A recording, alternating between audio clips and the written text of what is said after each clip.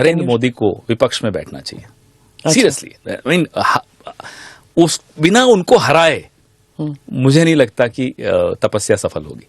वो रिटायर हो जाए उसका क्या फायदा? He has to be sitting in the opposition, facing all the insults that we 2004 के बाद क्या हुआ भाजपा का, 10 साल क्या हुआ भाजपा का, वही खींचातानी। प्रमोद महाजन जी जब तक जीवित थे तब तक क्या हो रहा था? कुछ नहीं हो रहा था। कहाँ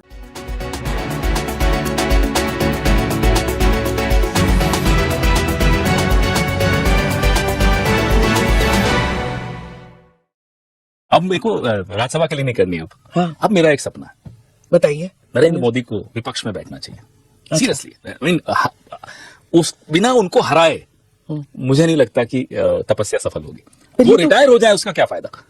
He has to be sitting in the opposition, facing all the insults that we faced in the last 10 years, that our leaders have faced in the last 10 years. That's a very obsessive dream that I have.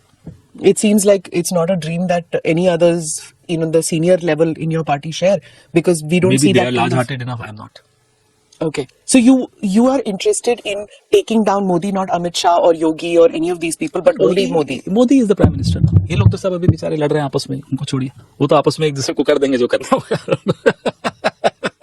This is आज अखिलेश ने parliament में बोले हैं कि ऐसे लग रहा है कि रेलवे की डब्बियां एक दूसरे से टकरा रही हैं। They will take care of each other. Oh, so you think that there's going to be some kind of an internal war? It's going on as we speak. हाँ. As we speak, it's going on. And उसमें आपका कुछ हाथ है? नहीं, हमारा कोई, they are self-sufficient. So you think that they're going to collapse under their own weight? Believe me, they will. Okay, and the only person who you want. What happened after Atal ji? 2004 के बाद क्या हुआ भाजपा का? 10 साल क्या हुआ भाजपा का? वही खींचातानी। प्रमोद महाजन जी जब तक जीवित थे तब तक क्या हो रहा था?